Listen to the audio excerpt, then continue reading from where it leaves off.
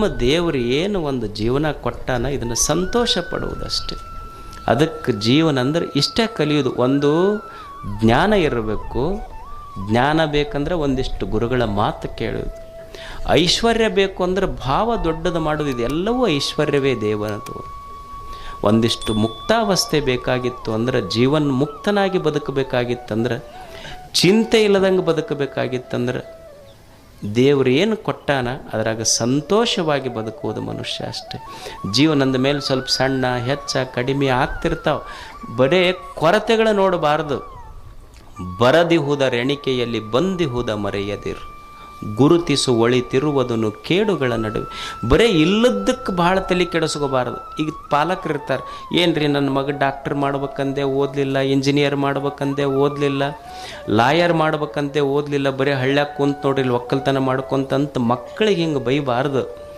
ಆತು ನೀವು ಓದಿಸಿ ಅಮೇರಿಕದಾಗ ಕಳಿಸಿದ್ರೆ ಏನು ಮಾಡ್ಬೋದಾಗಿತ್ತು? ನಿನಗೆ ಭಾಳ ಅಂದ್ರೆ ತಿಂಗಳಿಗೆ 1 ಲಕ್ಷ ರೂಪಾಯಿ ಕಳಿಸ್ತಿದ್ದು.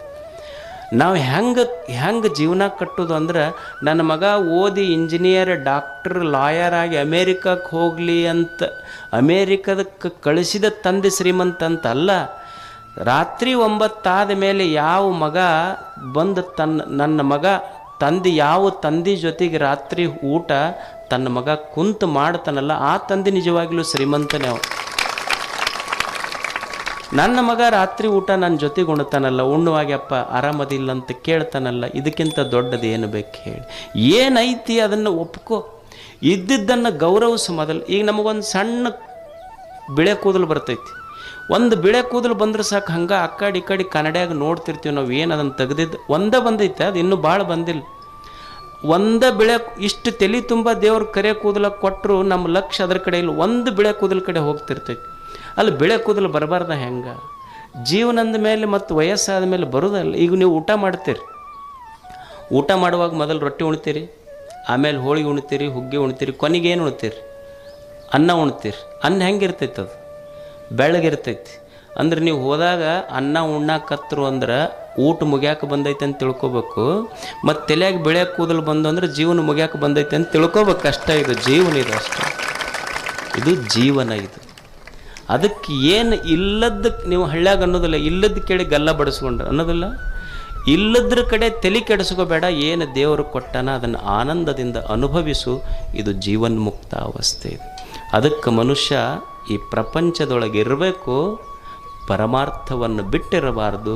ಅದು ಜೀವನ್ಮುಕ್ತ ಅವಸ್ಥೆ ಅನ್ನೋ ಮಾತು ಹೇಳಿ ಇಷ್ಟು ದೂರ ನಿಮ್ಮ ಹಿರಿಯರು ನಾನು ಒಲ್ಲೆ ಅಂದಿದ್ದೆ. ನಾನು ಪಾಪ ಅಲ್ಲಿಂದ ಒಂದು 4 ತಾಸು ಈ ಚಡ್ಚಣಕ್ಕೆ ಬರೋಕ್ಕೆ ಎಷ್ಟು ಟೈಮ್ ಬೇಕು, ಚಡ್ಚಣದಿಂದ ನಿಮ್ಮ ಊರಿಗೆ ಬರೋಕ್ಕೂ ಅಷ್ಟೇ ಟೈಮ್ ಹಿಡಿತೈತಿ. ಕೊಪ್ಪ ಟು ಚಡ್ಚಣ ಟು ಉಮ್ರಾಜ್ ಅಷ್ಟೇ ಹಿಡಿತೈತಿ. ಆದರೆ ನಿಮ್ಮೆಲ್ಲರ ಮನಸ್ಸು ನೋಡಿದ್ರೆ ದಣಿವು ಅನ್ನಿಸೋದಿಲ್ಲ. ಎಷ್ಟು ಖುಷಿ! ಏನು ದೇವರು ಬೇರೆ ಕಡೆ ಇಲ್ಲ. ಇಷ್ಟು ಕೆಸರಿನೊಳಗೂ ಕುಂತು 4 ಒಳ್ಳೆಯ ಮಾತುಗಳನ್ನು ಕೇಳುವ ಹಸನ್ ಮುಖಗಳದವಲ್ಲ, ಇದೇ ಅಲ್ಲೇ ಆ ಮುಖದೊಳಗೆ ದೇವರದನ್ನು ಬೇರೆ ಕಡೆ ಇಲ್ಲ ಇಲ್ಲಿ. ಮತ್ತು ನಿಮಗಿಷ್ಟು ಹೊಗಳ್ಕೊಂತಿದ್ರು ಸುಮ್ಮನೆ ಕೊಡ್ತೀರಿ, ಇಲ್ಲಾಂದರೆ ಎದ್ದೆದ್ದು ಹೋಗೋರು ನೀವು ಅಷ್ಟೇ. ಏನು ಇಷ್ಟು ಸಂತೋಷವಾಗಿ ಪೂಜ್ಯರ ಮಾತುಗಳನ್ನು ಕೇಳಿದ್ರಿ, ನಮ್ಮ ಮಾತುಗಳನ್ನು ಕೇಳಿದ್ರಿ. ನಿಮಗೆಲ್ಲ ಒಳ್ಳೆಯದಾಗಲಿ, ಭಗವಂತ ಸದಾ ತಮಗೆ ಅನುಗ್ರಹ ಮಾಡಲಿ ಅಂತ ಹಾರೈಸಿ ನಮ್ಮ ಮಾತುಗಳನ್ನು ಮುಗಿಸ್ತಾರೆ.